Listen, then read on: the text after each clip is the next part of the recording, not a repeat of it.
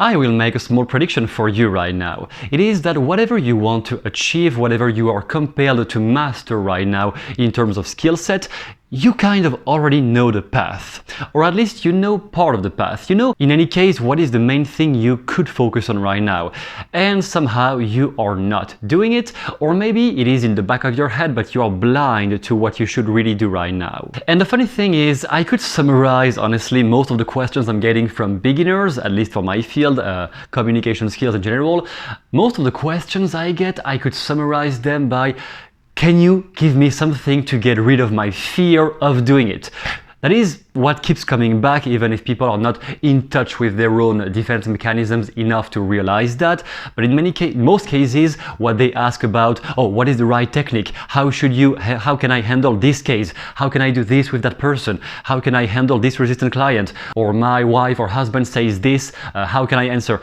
In any case, you know what you should say, or like you have already a kind of an idea of what to say, what not to say, but you are not doing it because it is scary. In many cases, you kind of know what you should do, however, you don't do it because of some paralysis. You feel paralyzed, and those are some of the symptoms that we're going to elaborate on. So you might sense a risk of failure. What if it doesn't work out?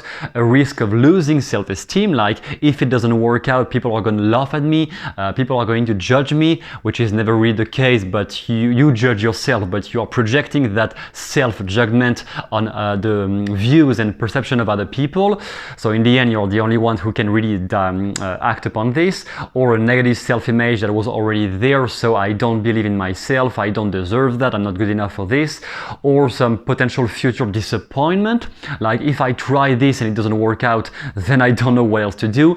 But also the future disappointment can only happen if you have been aiming way too high. So maybe you feel paralyzed because you don't want to be disappointed by acting upon this thing or that thing. However, nobody told you to set the bar that high either. You could have been setting the bar way lower. So why do you put the bar super high if it is the case, and if you feel paralyzed because you don't think you are going to be capable of doing that? Why don't you just lower the level for now? That's acceptable, you know? And basically the fear of unknown outcomes. So yeah, I'm gonna do this, but then I don't know what to say next. If I get into a sales negotiation, I know what is the first line, but then I don't know how to improvise.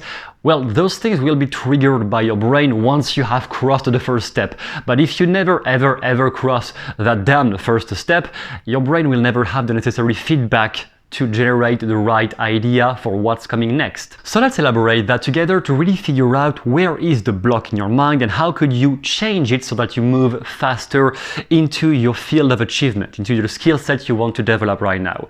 And for 2024, what is the main thing you will want to develop your skills into?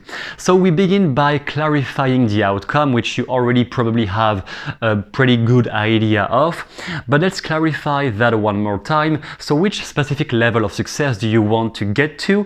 Which specific metric? So how will you know you have achieved that level? Is it a financial metric? Is it a feeling internal metric? We will come back to this notion in a few videos.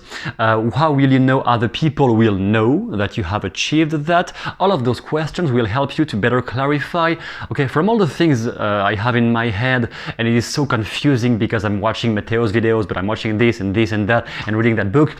Yeah, fine. What is the main metric that you can measure, tangible, that you can use to know that you have achieved that one goal, or that you have achieved a mastery, or like a very high level into that one skill you wanted to develop? What is it specifically? The thing that will let people know about that, know that in your context, in your environment, you have achieved that level. Because from there, next we can elaborate on where you are in comparison, while being honest, please. If we can for once just get out of this projection of trying to appear way better and way smarter than you already are, than you actually are. We all have qualities and difficulties. It is completely fine if you're not perfect. Just avoid lying to yourself and be as honest as possible. So what is your current level of skill set?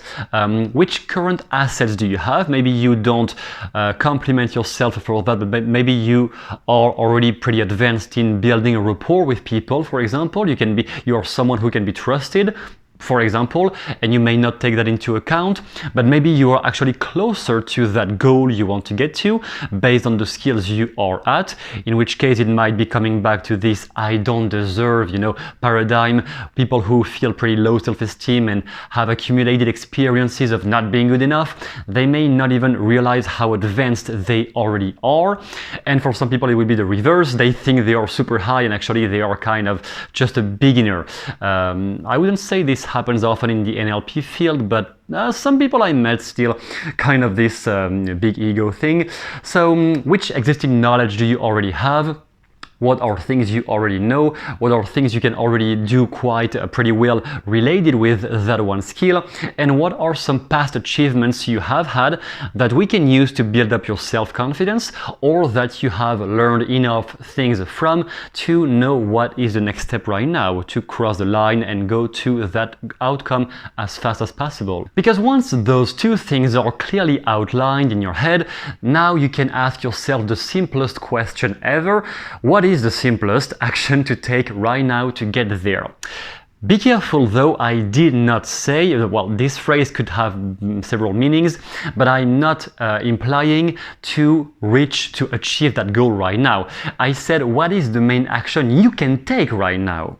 It's about actions within your control. It's not about provoking the external result, so getting all the financial assets if it is a business, getting people to sign a coaching session with you if you are developing your coaching business.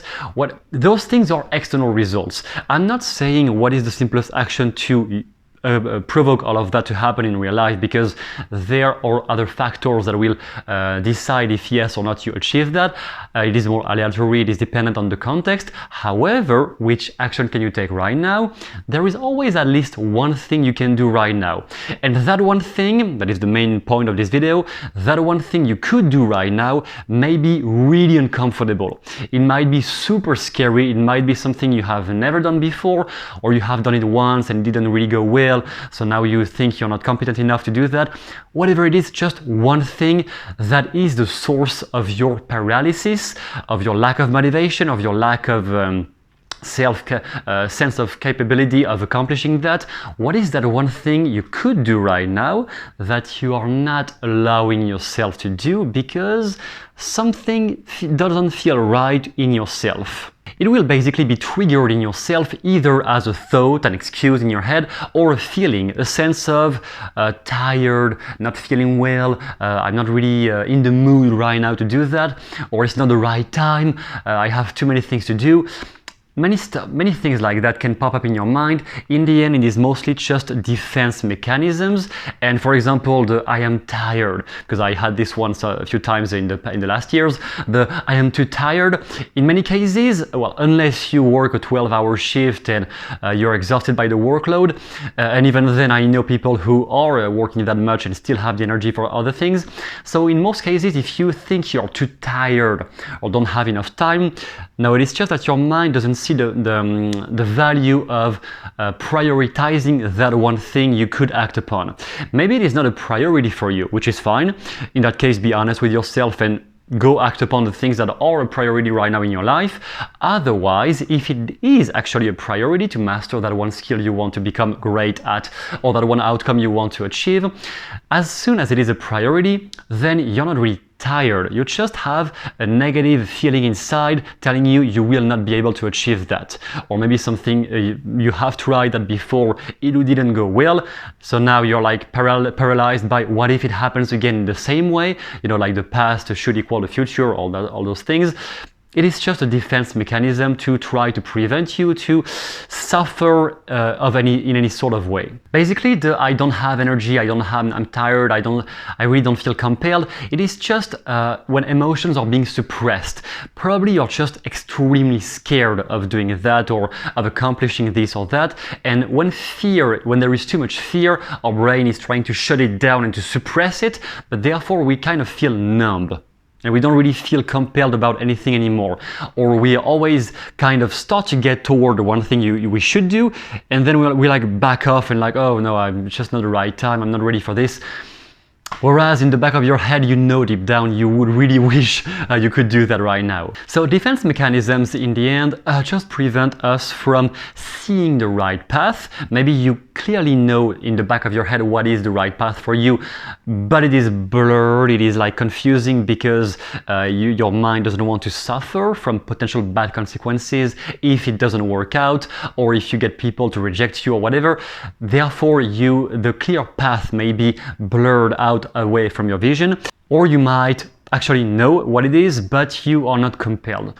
Like, why bother? I'm never going to succeed anyway. Those excuses, definitely defense mechanisms. So in the end, the reason I'm mentioning all of that is because your fear is technically your best ally in this. Because your fear, the thing you're scared of doing, will always outline and shine the main blockage that needs to be addressed. There is one thing that prevents you from taking the right action right now, and that is this one thing you could address that will open up the space, that will open up the path for you to be motivated, to have a much clearer idea of what you need to do, to get a better intuition. If you are a hypnotist, how to trigger the right intuition to always say the right thing to this client or that client. Those things will become apparent. They will become clear in your head once you have removed the block, the fear of it's not going to work out, and if it doesn't work out, people won't like me. Like in the past when this happened, all those negative scenarios. Once all of that is being released, then you are going to find a clear path extremely easily. From there, obviously, there are many ways we could deal with that through hypnosis, self-hypnosis, NLP. Many ways we can tackle, limiting beliefs, past negative experiences. We could talk about that for hours. I'm just going to give you one simple pattern here, one simple habit, building the habit of taking action even when you clearly know that you are not ready. I'm going to repeat that a second time. It is really important. Develop the habit, not just with that one thing that is a big outcome in your life, with everything in your life. Whenever you don't feel ready, I can't express how useful that skill will be in your life once you have developed it. The habit of whenever something should be done and you're not ready, still you just shut down your brain and you go do it. Start by simple things. Maybe just calling one person on the phone that you could call tomorrow, better if you call today. Okay, shut down the brain, call, and if you mumble, whatever, at least you have done it.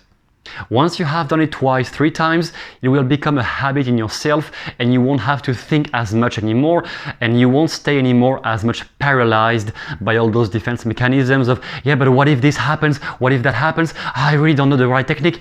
All those things will just be an encore in your mind between those paralysis, I don't know what to do, and shut down, brain shut down, action, boom. Go do it. One frame we developed with a friend back in the day was, okay, how bad can we make this be? If you don't feel ready, if you're not competent enough, sure, what if we could actually get lower than not competent? Like, what if it had to be awful? What if it had to be bad? How much pressure would that relieve if we knew the goal was to be as bad as possible? And obviously, if it is something that really matters to you, it may not be that simple to feel like that from the inside. However, you can just think about it. If you had the right to be awful, if you had the perfect right to be extremely bad at that one thing, if you had the right to fail, what is the main thing you would allow yourself to do if you had been given the right to fail miserably, and that you could even be rewarded for failing miserably?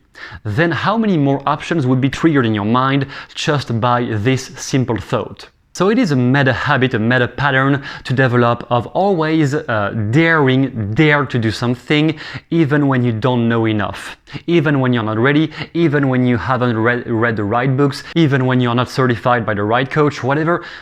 Taking the habit of doing it in an awful way, the habit of doing it in a silly, childish, stupid way, because that will remove so much pressure from your head once you authorize yourself to be bad at something. In the end, that sense of charisma, of confidence you may admire in other people, that is pretty much the essence of that. People who seem extremely confident appear confident because they have been challenging themselves in situations where they simply didn't have the right skills or didn't have the right resources to act upon this, and they still went through it.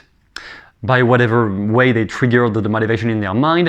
One that I'm suggesting here is the pattern, the habit of accepting to fail, even daring to fail. Daring to be miserable and daring to be awful, and once you acknowledge the possibility of authorizing yourself to do that, actually so many new pathways will open up in your head, and so many better ideas and sense of freedom will emerge in yourself that you will exude that confidence from the inside, and people from the outside will notice it, and some people might just get in a trance just by seeing you. When you have developed that habit in yourself, simply because you don't speak with the same tonality anymore, your eye contact is different, many things change as you authorize yourself more and more to do those silly things. In the end, learning anything faster is all about simplification of the fastest action you can take right now and just doing it. The fastest mean what is the most easily accessible thing at my disposal right here, acting upon that one thing, and then we will adapt from the result we get. Start doing that, I can assure you your life will definitely get better in the year to come.